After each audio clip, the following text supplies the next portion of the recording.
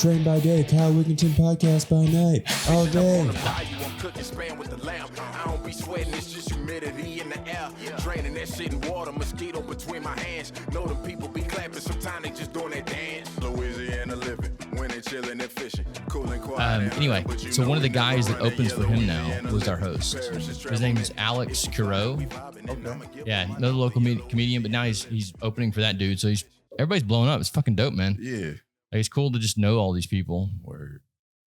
And then the musicians that we have, like, God, dude, it's crazy how much talent comes in. Oh, yeah. But I mean, it also started with a guy that just lived in the neighborhood, and he's like, dude, you mind if I come in and play some? Mm-hmm. And I was like, sure, if you let other people jump in and play too. And he's like, dope, dude. Open mic was born. Yeah. And then our karaoke is actually hosted by a drag queen. Okay. So one of our bartenders also does drag. Mm-hmm. And I was like, do you want to like incorporate yourself in the bar more? Mm-hmm. And he's like, what would I do? And I was like, bro, you have an awesome voice. Yeah. Karaoke. Karaoke night was born. It's crazy when you're just open to the world. You open yourself up to opportunity, and things are just in your presence already. A lot of times we just avoid these things. Oh, yeah. Yeah. So how'd you get into music? Is it something like that? Man, I guess music in general, I started playing an instrument. I think I played violin in elementary school, took it for like a year or two, but that was just regular stuff. And then I picked up trombone after that in middle school, and I took that way more seriously. I ended up in marching band at McKinley High School in Baton Rouge, and I played in jazz band too. But rapping, that came about maybe like 10th grade when I was like 15. And, you know, I always wrote like little bars here and there, but this dude Zero taught like a poetry workshop in our English class. And I just started learning about metaphors and alliteration and all these little writing techniques that I was kind of doing, but I didn't have a name for them. And just learning creative writing, I started with poetry, and it just led to writing raps. I was already interested in hip hop like from an early age, but I never really did the music until I was like 14, 15 years old. You said you're already doing these things like intuitively. Isn't it crazy how much we already know? Yeah. Before we like actually dive into the mathematics behind it. Mm-hmm. Mm-hmm. Yeah. Yep.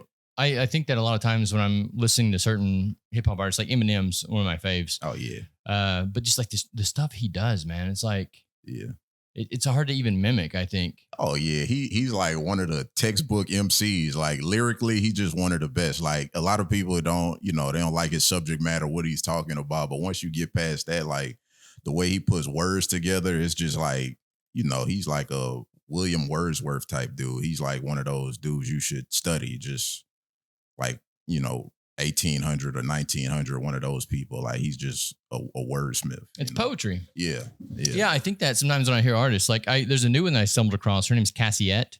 Okay. Cassiette. Here? No, she's not from here. She's from like UK or something, Okay. but she sings in an American accent, which is also a weird thing, right? Yeah.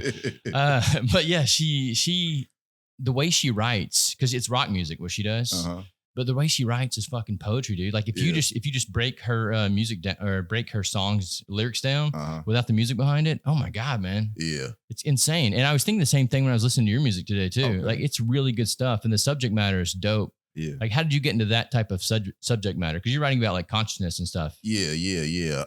That's just who I am in real life. I listen to all kinds of music, but I just try to focus on like I make it real to like true to life, like who I really am as a person. So I write some stuff that never comes out. Like this isn't really, me. It's not really who I am every day. But as far as being positives, like positive self-affirmation and stuff, like that's just what I'm on. And so I just try to figure out how to make it creative lyrically and still entertaining without being like after school special type music.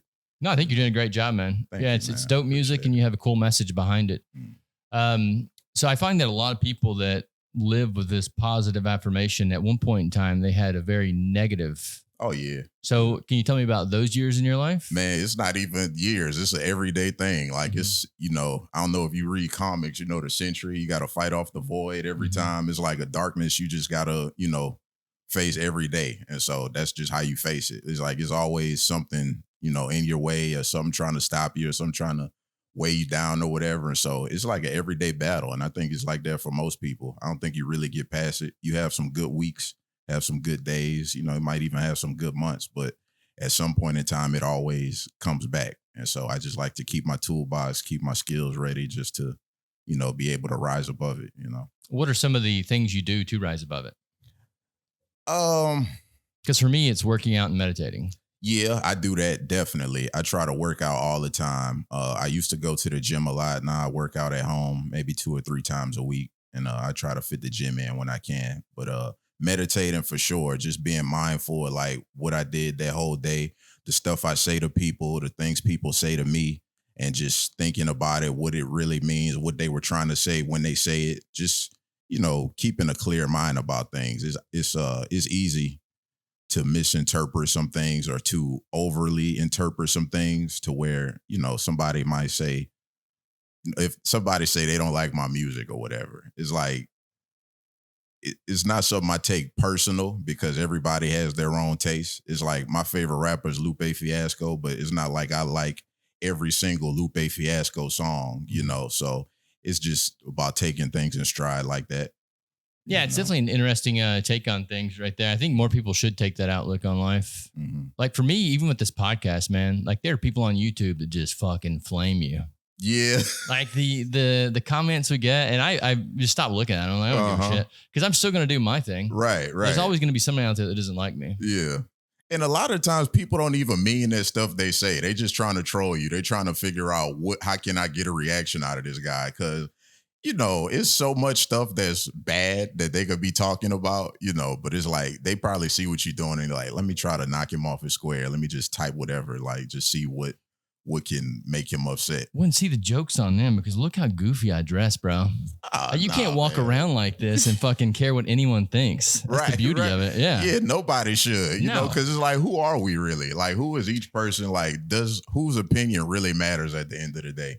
Yours does. Yeah, exactly. Yeah. Exactly. Yeah, that's what I love about this city in particular is everyone is kind of doing their own thing and no one bats a fucking eye. Yeah. When I felt home was whenever I got to New Orleans and went to get groceries. I'm walking through Rouse's getting groceries and I see an old lady. She's probably like in her 80s and she has fairy wings on. Mm-hmm. And nobody in the store is even paying attention to her. And I'm like, I'm home, dude. Like this is where I should be.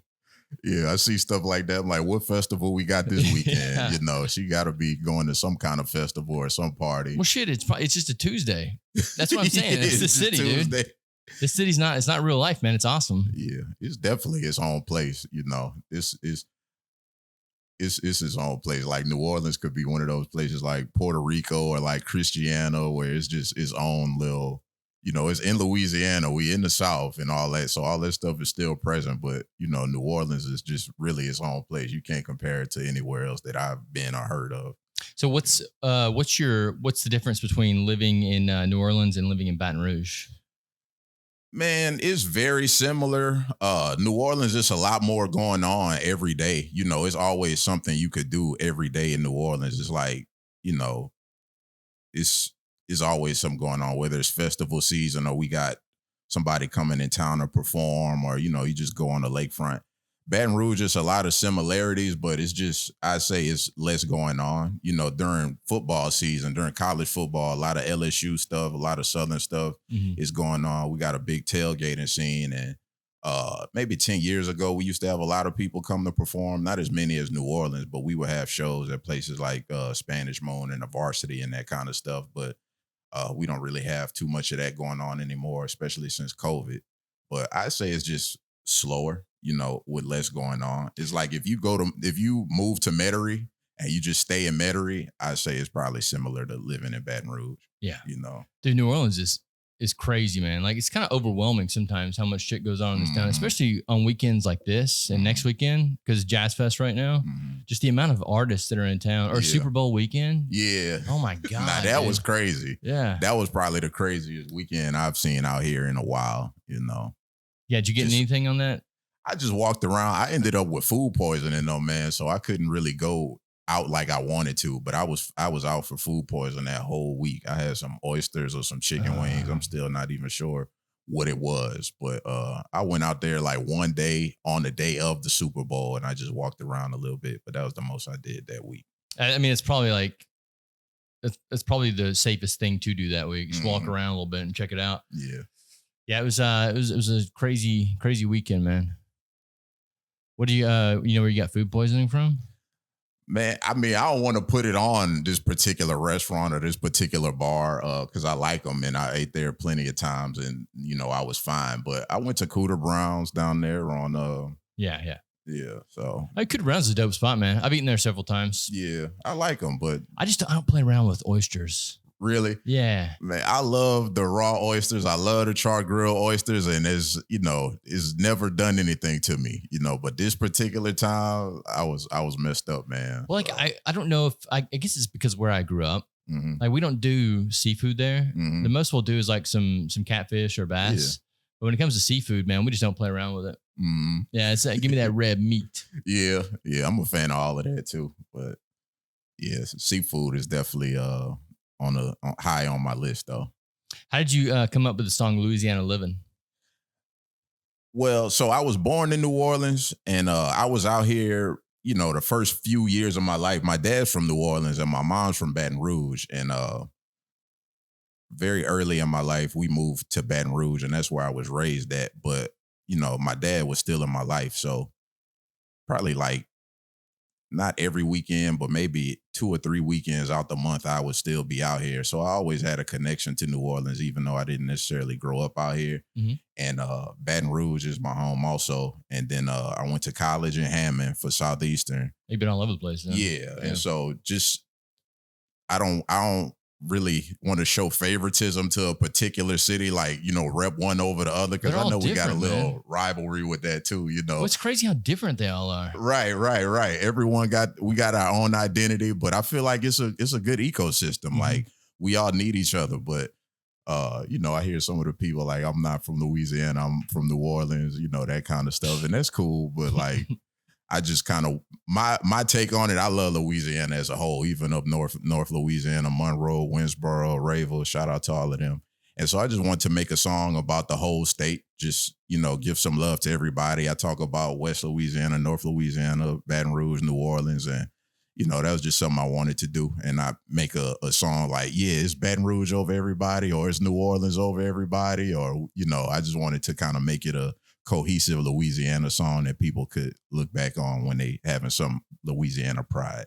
Mm-hmm. You know, you talking about hunting and fishing in there, right? Yeah. Do you hunt and fish? I used to hunt with my dad. I did some deer hunting as a kid. You know, that was mostly what we did. So I went out there a few times as a kid. I hadn't been out there in a while though, but I fished with my grandpa. You know, we get on the boat and we used to get on the boat. He passed recently, but we get on the boat and do some fishing and stuff like that. Even those are out the best here, memories though, man, right there. Yeah. Just slow motion, man. It don't take much. You know, we got a few cans of Spam and some crackers and we just cutting it on the boat and, you know, we catch a fish here and there and, you know, just being quiet, really. You know, you say a few words, but. I think that's something that comes with growing older as a man, especially. Mm-hmm. Like whenever I was younger, I didn't really appreciate fishing. Mm-hmm. But now whenever I go back home to Arkansas, I just want to go out and fish in the pond. Yeah. And it's just out there chilling in nature, man. Just, I don't even know what it is. Yeah. I'll be out there completely alone. Mm-hmm. Man, it's chill. It's like, and then we were talking about meditating earlier. It's like, you know, you can just think about everything, you know, thoughts pass you. You can either focus on the thought or let it pass, you know. It's just quiet out there. And I feel like certain activities that don't take full brain activity, like fishing, if you just hold in the rod out there, you know, that kind of, it allows you to meditate a little bit better than you would be if you were just doing nothing. You know, that's just for me personally. Like, no, it's a great point, dude. Like, what do you think? What is an activity you would say that takes full concentration in? Full concentration. For me, it's something like multitasking. Like if I'm taking notes on something, so if I have to listen to a speech and take some notes on it, or if I'm doing some homework, it's like it's 2 things at once. I have to listen and type, or even playing like a video game or something like that. That takes full, well, not all video games, but something like I play like Gears of War or like Halo or Call of Duty or something. It takes like a lot of focus because you looking all around. There's an enemy right there. There's an enemy over there. I got to find this weapon. You know, so a lot of things I feel like that you have to multitask for, or even something like playing an instrument when you reading the music at the same time. If you reading music and also playing the instrument, that's like a multitask thing. it's almost like a full brain capacity activity, Yeah, I think there's something there, man. Like with your attention, Mhm. it's like everything's vibing for your attention these days, Mhm. including the apps on the phone and all kinds of social yeah. media and shit. It just everything just wants more and more of your attention. So whenever Yeah. you do get into these peaceful moments, like just fishing, it's just kind of zen, man. Mm-hmm. It's like there's no internet around me. Mm-hmm. I don't have to worry about what anyone else is doing. Mm-hmm. Just me. Phone on silent. Yeah, dude. I think it's why, because I never really understood my dad's love for going out into the woods and deer hunting. Mm-hmm. It's just an escape. Yeah, man. I tell you the truth. As a kid, my dad used to make me go with him. Really, I was like, I might have asked him to go. Maybe the last 2 times we actually went, but before that, I thought it was so boring. Like sitting out there at 9 years old is like the first time I'm like, we can't even talk. You got to be quiet because the deers are here. Anything. It's like we got to sit here, and we had to wake up like 4 a.m. and drive out to this remote, tent in the forest somewhere in some random little town in Louisiana. And so it's like 4, 5, 6 a.m. and he just sitting there out the window staring. I'm like, what you doing? He like, shh. And I just had to figure it out. And it grew on me. But the first few times I'm like, why do people like this? Like, why don't you just sit and stare out a window in silence for the night? You could just go buy a deer meat thing from the little, store. They sell deer meat by the pound, Yeah, I think as a man, dude, when you get older, you realize the whole world's just out to fucking get you, man. Yeah. Like you deal with so much stress all the time that when you go out in the woods, man, it's all just lifts off your shoulders. Mm-hmm. And I think there's actually science behind that too. If you're like in the woods, that it like does something to you, to your brain, where it like releases chemicals and shit. I don't know. Yeah, I read stuff like that. And I always wondered if it was a placebo, but I definitely feel it. Because I read something, they say even looking at pictures of nature can have the same effect on you. What do you think that's about? It's probably just something primal. It's like before we built shelter and all of this stuff, that's the trees were the shelter. So, it might just be something primal in our DNA, like our ancestors from way back when just felt at home around nature. It's more natural. Like, shelter is just unnatural. As great as it is, it's a great thing. We need it, but we have to create all of this. So, we shave this wood down in a particular way, and it's unnatural, for lack of a better word. I don't want to make it seem like it's a bad thing by calling it unnatural, but I think just the natural state of being when we out in the forest and stuff like that, it probably just awakens something primal in you. That is something I like to do a lot. Is like to break down interactions. Because I think a lot of what we do is a very animalistic. Yeah. Yeah. Even like social interactions. Like I've noticed, looking back on social interactions, there's been a few times where people have like, I guess if you look at everything like a dominance hierarchy, because in the animal kingdom, they do that. Yeah. Like you have the alpha and you have the betas around them. Yep. So I've been in situations before where someone thought they were the dominant person in the room because they had more money than me. Yeah. And so they were telling me what to do and they started walking towards me. And so I met them halfway. Yeah. I started walking towards them. Yeah. And no blows or anything, no aggressiveness was needed. They just backed down because they understood who the one in the room was that they had to respect. Yeah. So now there was like a mutual respect. And I think that's a lot of what we as humans, there's like this psychological aspect that confuses a lot of people these days. I think that creates a lot of mental instability because like you could choke someone out. Yeah. But you still have to listen to them because they're paying your fucking bills. Yeah. Yeah. It's that kind of like, I don't know. I don't think it's a bad thing. I don't think we should go back to that primal thing, but I think there needs to be a balance. Yeah. Yeah. It's so many different, like,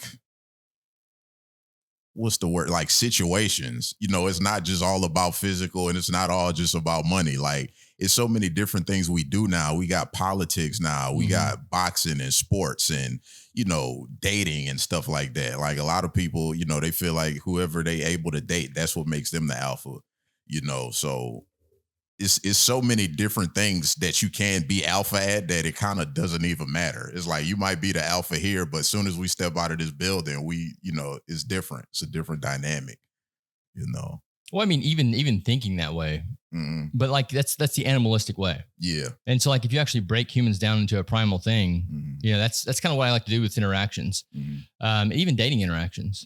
Like there's a reason that when I look at you, I'm looking at your ass and your tits. Yeah. Yeah. Because I mean that's what you know, that's what's going to signify if you're a good mate. Right. There's a reason that we actually kiss and make out. Yeah. You know, and most people don't even think about this, but you're swapping saliva so that your DNA can go, okay, we're a good match. Yeah. Yeah.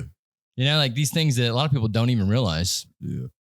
That's interesting. You think that's real? That really like we doing some type of subconscious analysis when we kiss people? 100%, dude. I think not you, but I think most people aren't even in touch with their bodies enough to understand these things.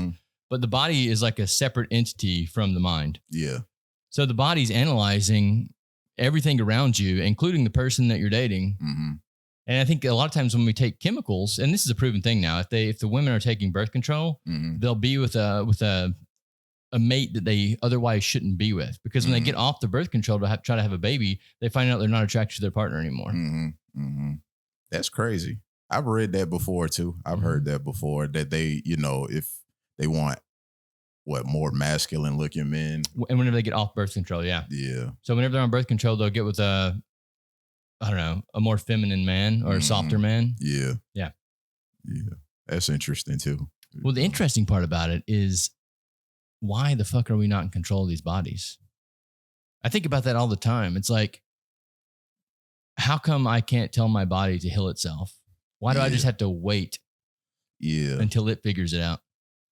Man, sometimes I feel like the body is just like your robot, you know. It's like the true us is not even the brain, but it's like a little part of the brain almost. So, you know, your body is almost like a suit. The world is, you know, acting on it. So we don't really have we have control of the body, but it's, I don't know how they, you know how they say we only use like 10% of our brain.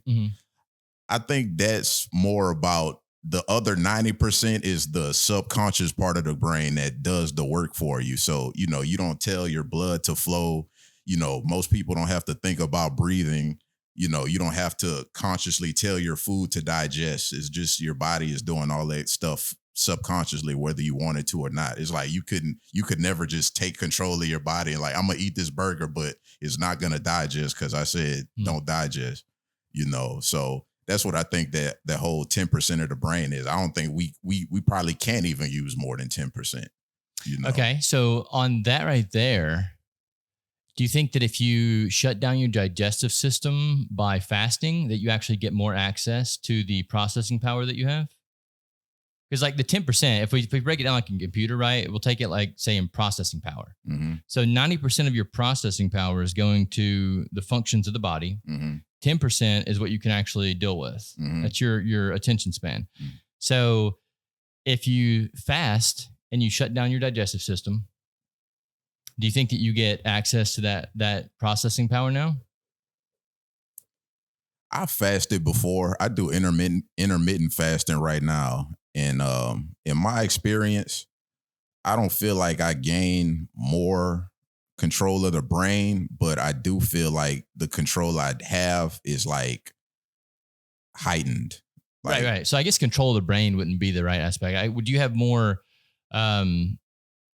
ability to focus? Yeah, absolutely. Absolutely. But I feel like it's a survival thing. Like the body kind of knows. Yeah, it's like we haven't eaten. So I don't think the body and the brain communicate as much on certain things. So if the body hasn't eaten, it just knows it hadn't eaten. It's not talking to the brain like, yo, we're fasting. It's like the body's just like, if I haven't eaten in 10, 12 hours, that must mean like, you know, we're in survival mode. So let me pump some testosterone. Let me pump some adrenaline into the brain and make sure we get the fuel that we need. You know, I think that's what it's in response to a need. You know, the power that comes from the extra power that you get from fasting is just survival. A response to, the body's perceived need. So we kind of trick the body into giving us more power. And, we might not use that extra power to get food because, we might have food in the fridge, but we use it to, I type some papers or I'll write a bunch of lyrics or I'll go and do a bunch of research. And, I just forget to eat sometimes. I drink a lot of coffee in the morning. So I drink like 3 cups of coffee and it's like 5 p.m. before I know it. It's like, damn, I hadn't eaten today, but I have gotten like a bunch of work done. Dude, I highly recommend a 3-day fast if you've never done one. Yeah. Yeah. So first day, only drink water. Mm. And then the second day, add 1 cup of bone broth, but make sure it's all liquids. And you can drink as much water as you want to the whole time. And the third day, do another cup of bone broth. Mm-hmm. But man, it's like, it's life-changing when you actually start doing it several times a year, because one of the things it does too is it cleans out your body. Mm-hmm. So like all these bad cells that end up turning into cancer. Mm-hmm. So whenever you stop eating, your body starts consuming those. Mm-hmm. Okay. Yeah. So, I mean, you come out healthier on the other end. So how you fight the hunger? Like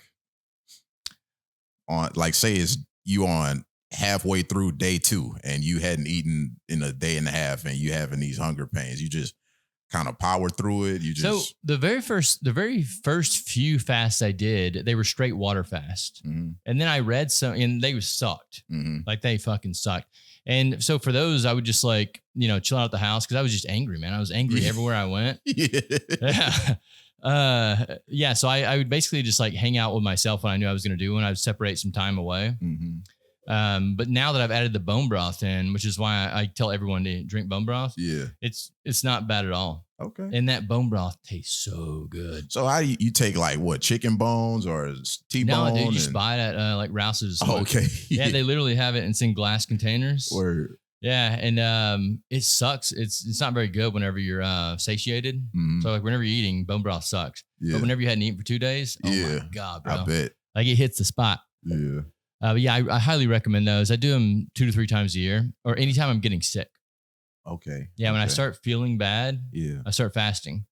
Because in my mind, whenever you're shutting down certain processes of the body, you actually allow the body to fix problems. Mm-hmm. So if I'm shutting down the digestive system, and if I'm celibate, mm-hmm. then my body won't be constantly turning over sperm. Mm-hmm. Yeah. So, I mean, I'm allowing the body to have more processing power to actually solve problems. Mm-hmm. And also putting in the correct nutrients and minerals, because I think a lot of people aren't, they're sick these days because they're not putting the correct food in their body. Mm-hmm. Because like, think about if you have a house. Yeah. Okay. If you don't have the right supplies to fix the house, mm-hmm. the house is going to break down. Yeah. So people are eating they're eating, food that's minerally depleted, or, Debbie cakes and shit, whatever whatever they're eating, chips, whatever, mm-hmm. don't have any nutritional value. Yeah. So they're not actually putting food in their body that's going to actually help it. Mm-hmm. Empty calories. Mm-hmm. And we do that all the time, man. Yeah. It's not even our fault either. Like, it's all in your face. Yeah. But once again, the primal aspect of it, right? Mm-hmm. Like we evolved to seek out foods and eat them. Mm-hmm. Okay. So they've manipulated the foods now to where they taste so good. Yeah. And they're just, like you said, right in your face. Mm-hmm. And they're vibrant colors. Yeah. And I say, man, eating is a hobby for me. I think that's probably a worldwide thing, but especially in New Orleans, it's like eating is a hobby, Well, how you stay in shape? How do you stay in shape? Yeah. I mean, I fast too. I don't think I made it 3 days, but I do like a day-long fast every couple of months, maybe, but I think the most I might have made it is 2 days. But, I got a pull-up bar in my backyard. I got some dumbbells and stuff like that. So, I just do at least 30 minutes a day, if it's just like lifting some weights or doing some squats or some deadlifts or something like that. So I just try to make sure I do a little something every day, even if it's not a full workout, I have to, man. If I'm not active in the morning, then my whole day's shot. Yeah. Yeah. I get inside of my head, and I'm just sitting there spinning out of control. Yeah. But if I get that workout in the morning and then I meditate after that, it's like I can solve problems. Mm-hmm. Yeah. Mm-hmm. Yeah. So, I mean, I don't understand how certain people walk around and they never fucking work out. I think if you've never done it, then you just don't know what you're missing. Like if you just never worked out before, you don't really know. And a lot of people never had a need for it just because of their lifestyle, Like some people like, I don't need to work out. I got a gun, Why? It's not even like a physical. It's not even like that. It's a mental thing for me. Right. Like Right. I'd be a crazy person if I didn't go work out. Because I mean, it's almost like it lines up my brain. Yeah. If that's the way I can say it. I don't know. I'm like very distorted typically. So it like lines up everything in the brain, the pathways. So that's why when I see a lot of these people, it kind of makes sense whenever I hear the shit that comes out of their mouth. I'm like, you should just go to the fucking gym. Gotta get in the gym, man. There was a guy that came in the other night and he was talking about anxiety. This is a 23-year-old man, 6'7", fucking huge, but he's like this stick thin. Yeah. And he's talking about how he has bad anxiety and he's talking to his therapist. I'm like, dude, just take your fucking ass to the gym and work out. Yeah. I promise you, if you get stronger, you're not going to be anxious about anything because you're like, I can conquer this, whatever it is. Yeah. Yeah. It definitely give you that feeling, like you just ready for whatever the day may present to you, Well, stronger body equals stronger mind. Yeah. If they go hand in hand. For sure. Because it takes mental concentration to even be able to get a good workout in. You have to be able to hit that, that 10th rep, or that 12th rep, 15th rep, and, get the posture intact. That's the most important part of working out to me. Not even about the weight you use per se. It's about like that perfect posture, making sure you focusing on whatever muscle you're working on, I'll tell you something that I've been doing is nervous system training.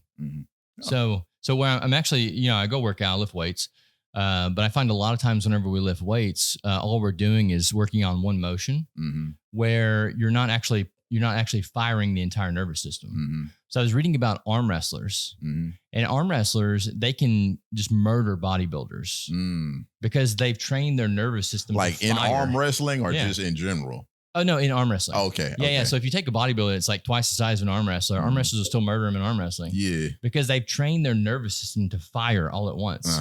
So whenever I'm working out now, I'll do these things where I'm not even like, if I take the dumbbells and say I'm laying down on my back, I'll just fire my nervous system, just pump quick.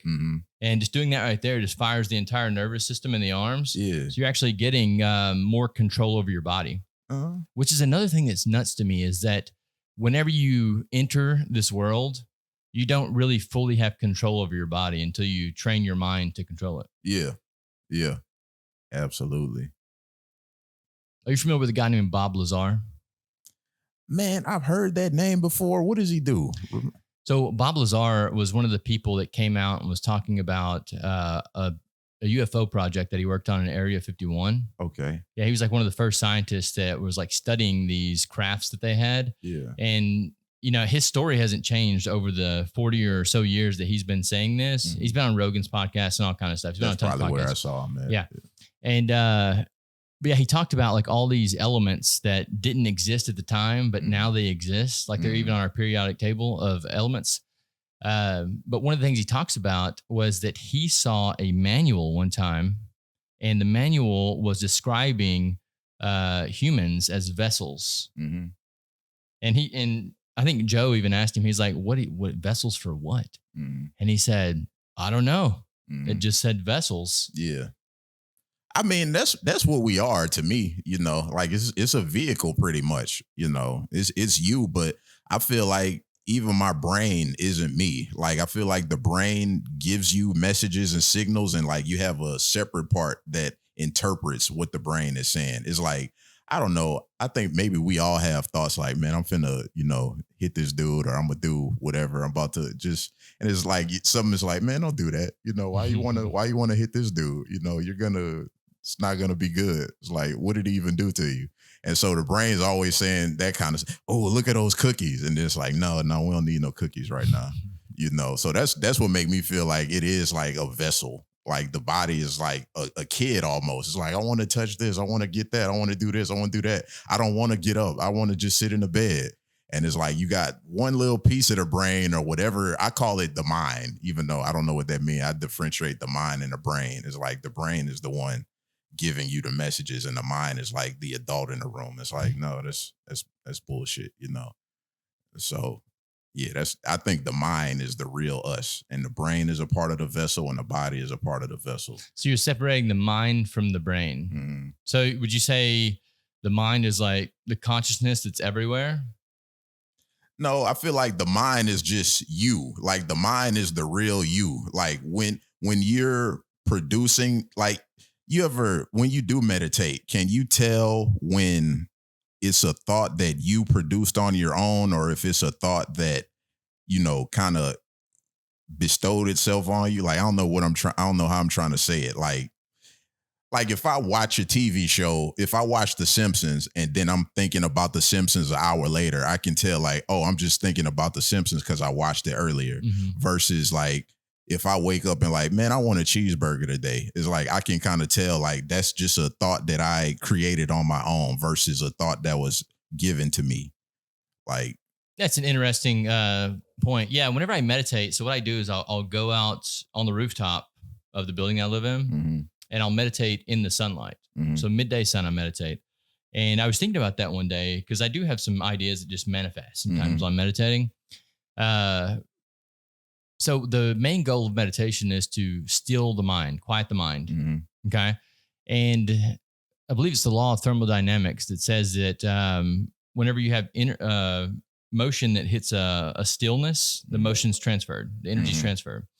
So if you actually think about meditating in the sunlight and what's happening is these photons or these energy packets, and you have a quiet mind, the energy packets are hitting you and they're actually transferring the energy to you. Yeah. So I wonder if that's, where these ideas are coming from. And I don't think it just has to be the sun. I think it could be anything around you. Yeah. Anything. I think anything could have an influence on your thoughts, but I think the sun is definitely one of those ones, but, the sun.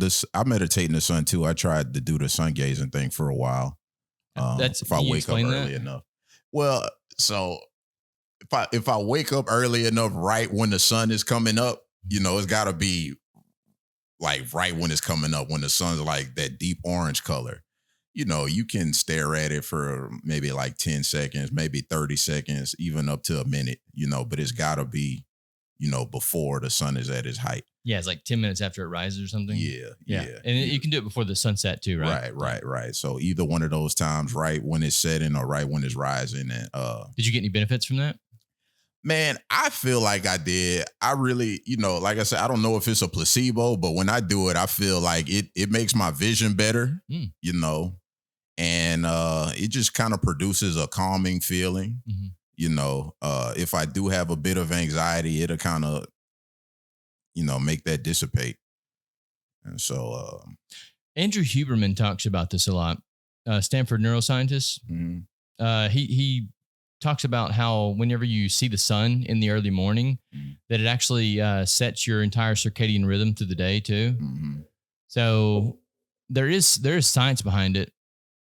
I don't know about the vision and stuff. I've actually read some stuff about red light therapy. Mm-hmm. I wonder if that's what you're talking about. Because that is the sun's red at that point in time, right?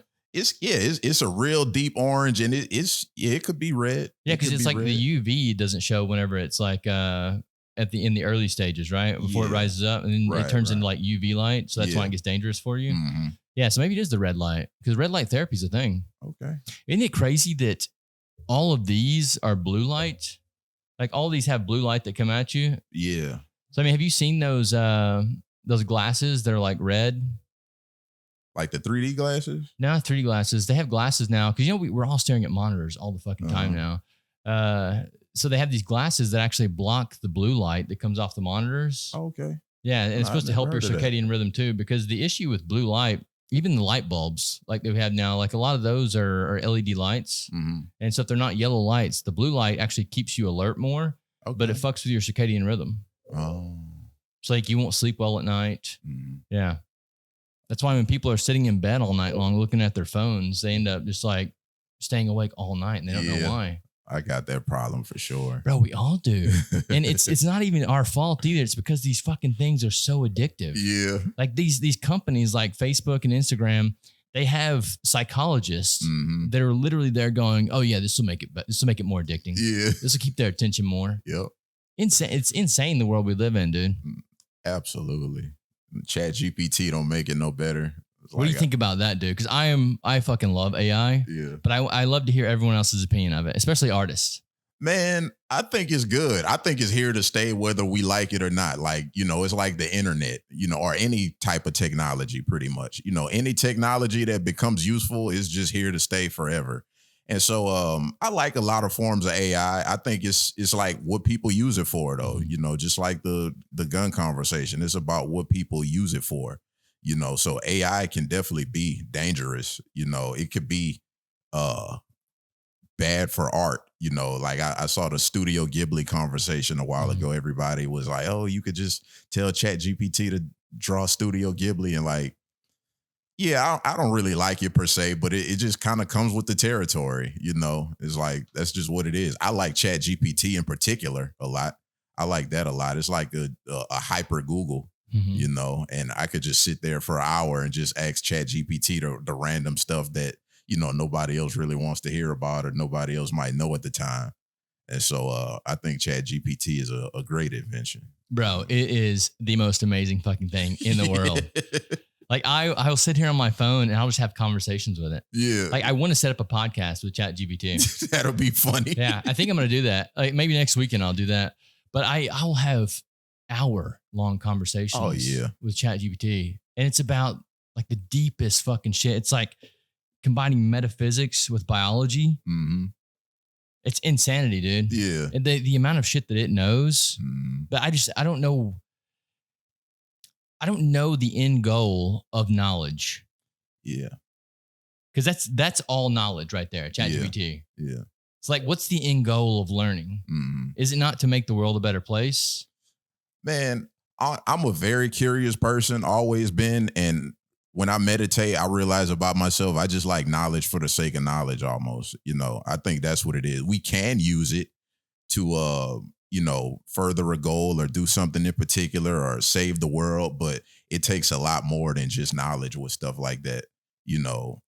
If we think of any world problem, I don't think we need more knowledge to solve it. I think it's always like, oh, it's these people are in the way or this thing is in the way. This particular, trade-off is stopping us from doing it. But knowledge, I don't know if knowledge has an end goal. Yeah, like a finite purpose for it.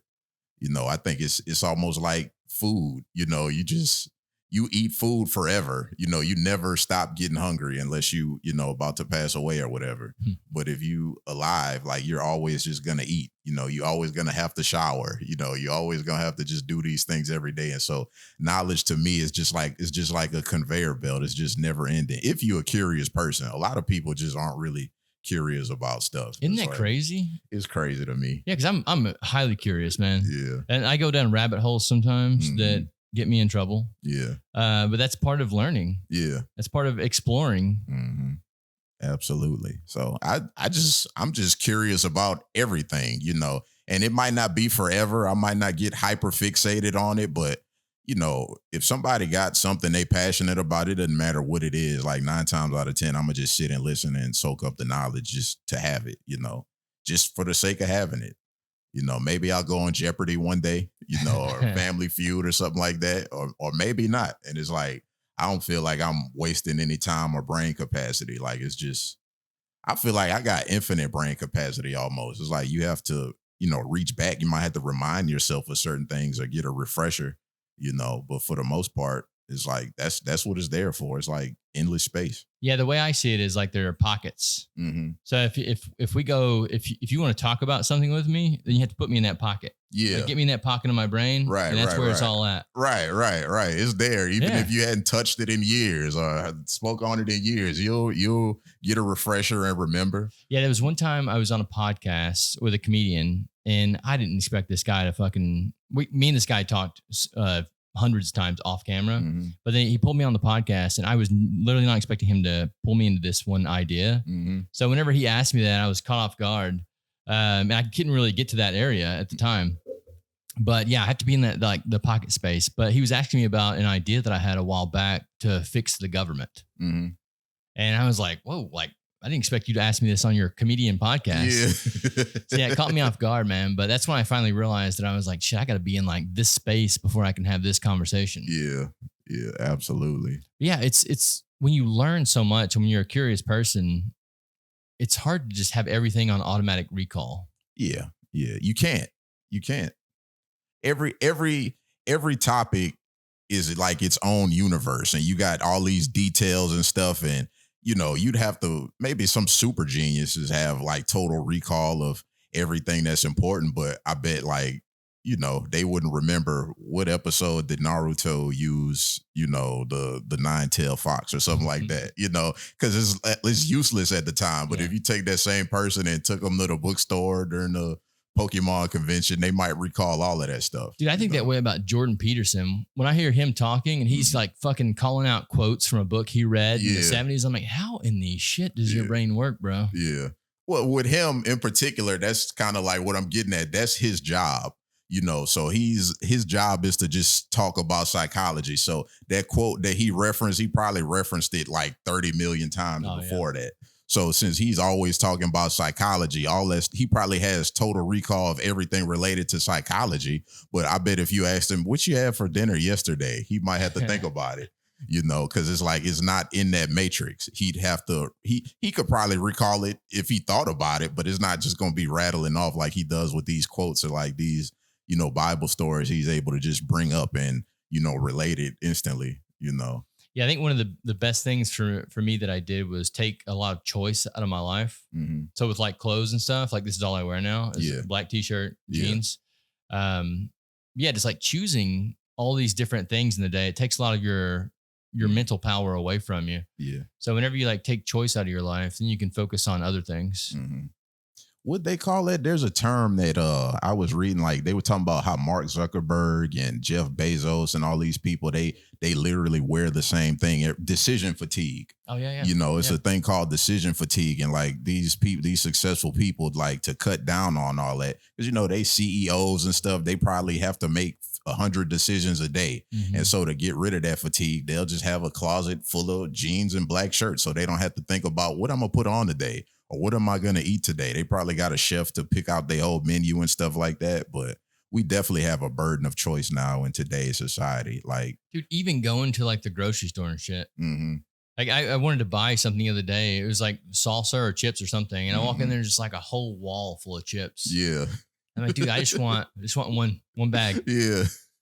All these flavors, salt and vinegar, barbecue, sour cream and onion, all these different brands, local. I want the Zaps. I'm in New Orleans. I want the Zaps only. I'm not finna get no Lays.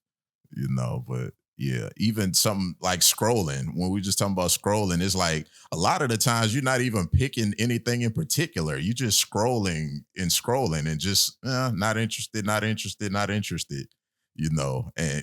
you kind of never get anywhere sometimes. I do that to myself. Like every now and then, I don't know what I want to eat, and I'll just end up not eating.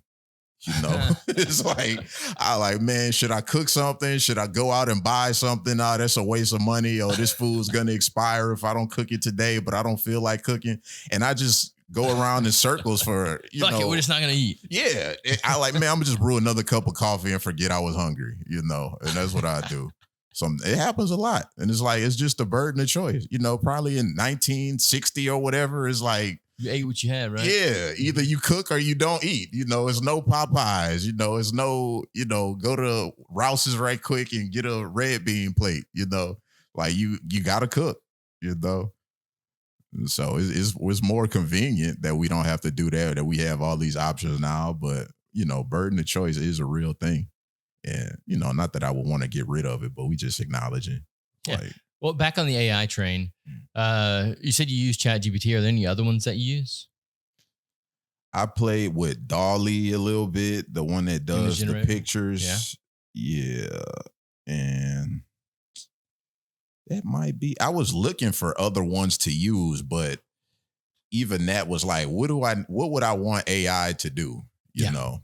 So I think for the most part, it's mostly only been ChatGPT. Well, that's one of the cool things about ChatGPT is if you have something else you want to do, you can ask it if there are any AIs out there that can do this task. Yeah. And one of the things I always do when I'm playing with a new one is I say, what can you do? That's the first question I ask. I ask the AI. There was one that I stumbled across the other day that it's unreal. Unreal. And I've been showing it to everyone. It's called Deep Sight. So if you go to huggingface.co and then search for Deep Sight, it's the most incredible thing I've ever seen in my life, dude. So last night we were at the bar and this guy was telling me, he's like, dude, I really want to create a character creator, a random character creator for this game that I'm playing. And it was like a D&D type thing that he does. And I was like, okay, what's the game called? And he told me the game name. And I got on there and all typed in was 2 sentences. I was like, create me a random character creator or a character creator that has a random creator button, or I can actually input the abilities and stuff that I want for the character. And it's for this game. And it went to work, bro. Within 10 minutes, I had a complete app. Yeah. That had the GUI and everything that this guy could use. And the AI created all of the it. entire thing, dude. Wow. Incredible. That's crazy. It's insane. Like, and what was that called? Deep Sight? I can show you after the podcast. Yeah, it's called Deep Sight. You get on huggingface.co. Okay. And Deep Sight. So it is. Yeah, we'll do it after the podcast. I'll show you how dope it is. Yeah. But it's kind of scary for creators like musicians, because there are a couple of music creation AIs, and they're getting really good. Like, they're not doing the stuff that you create. You can still tell when a human did it and when AI did it, but give it 10 years, man. Oh, yeah. Yeah, that's the craziest thing about it.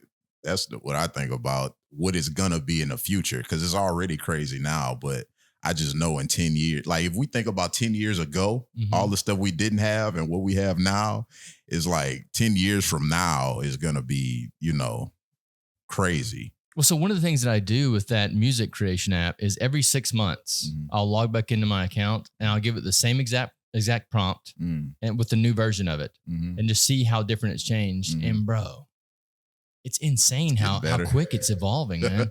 That's what's terrifying. It's like humans are about to be obsolete. Oh yeah. We almost there right now. Chat GPT is about to get rid of lawyers almost, could get rid of paralegals for sure. It's a lot of stuff that Chat GPT is going to be able to just make obsolete. So here's the real question. Is it good or is it bad? Is it going to take over? Is it malevolent or benevolent?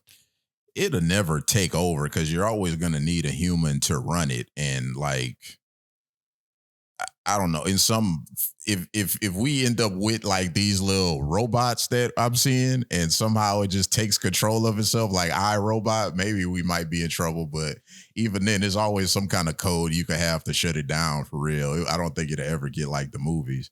But as far as rendering people obsolete, like, I think it just comes with the territory. When in any technology we created, got rid of jobs, anything we do, like the recording studio, vacuum cleaner, ovens, is like, is every technology we create, it makes life for everybody more convenient, but it takes somebody's job away. But, you always got to find another job. Like, nothing's promised to you forever, so I think it's both good and bad, but it's going to happen. Like, it's necessary, whatever it is.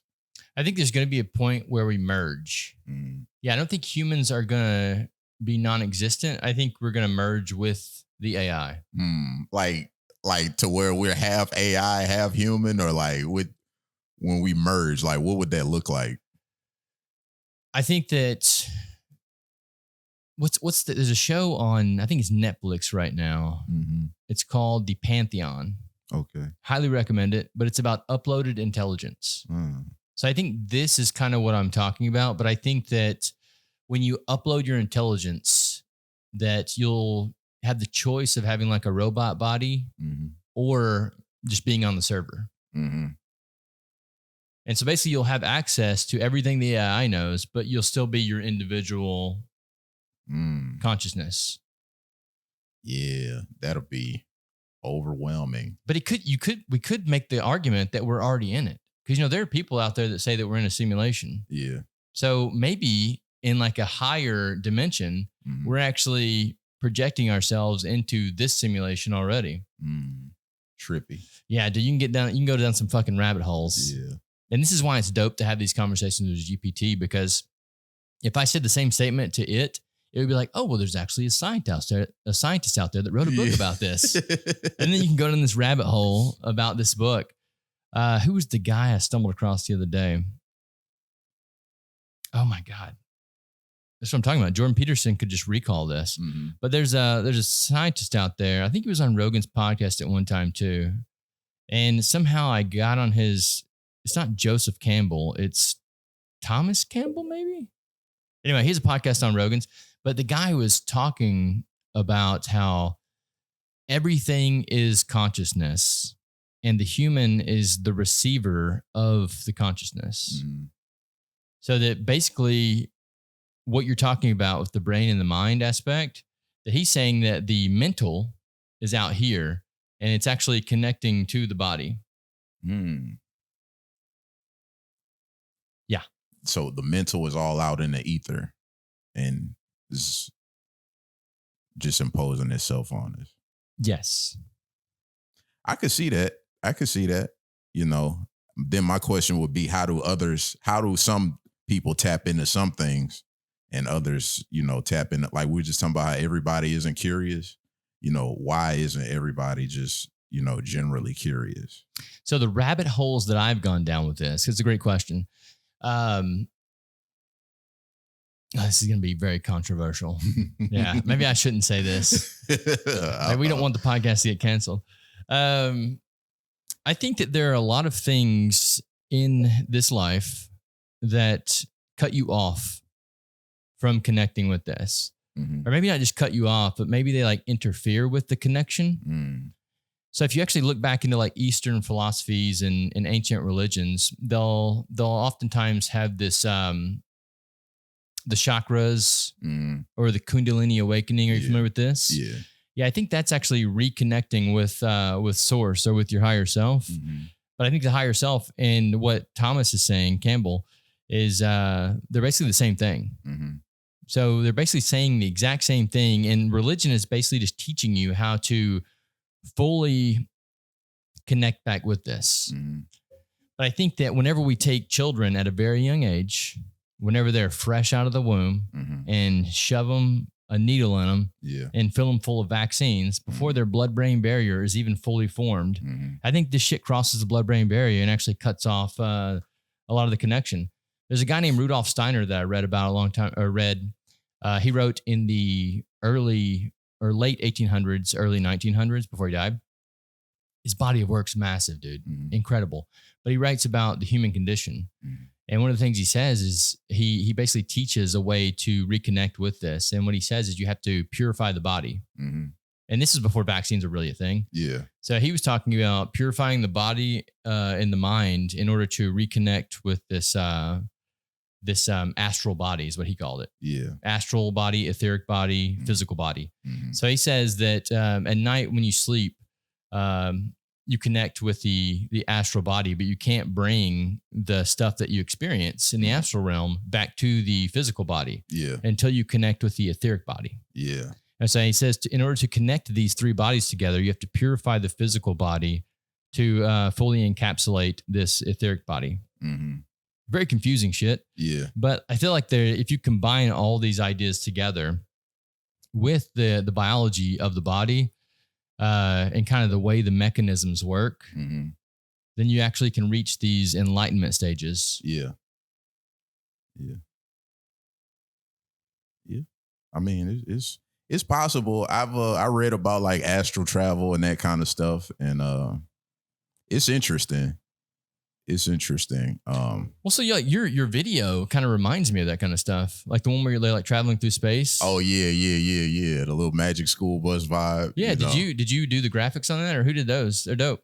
I gave some ideas, but that's my director in Dallas, Christopher Durbin, who did a lot of that stuff. Who came up like how to carry it out. I just gave him the idea of kind of what I wanted it to look like. But as far as the travel in space, like he was the one who set up the green screen and did all the editing and all that. So shout out to Chris Durbin, man. Yeah, that's really awesome, man. I'll actually post a video at the end of the podcast so people can check it out. Yeah. So, well, you got anywhere else you want to take this podcast? Oh man, this has been a good time. Very interesting, man. We talked about some cool stuff. I like these kind of conversations, man. So, what else I got? D-Lain, my music on all streaming platforms, Apple Music, Spotify, YouTube, even on Bandcamp. Got a new album coming out soon. We working on a single right now, but it'll probably be out August, September. Check my videos out, Zone Out, No Show, Dividend Drops. And that's pretty much it.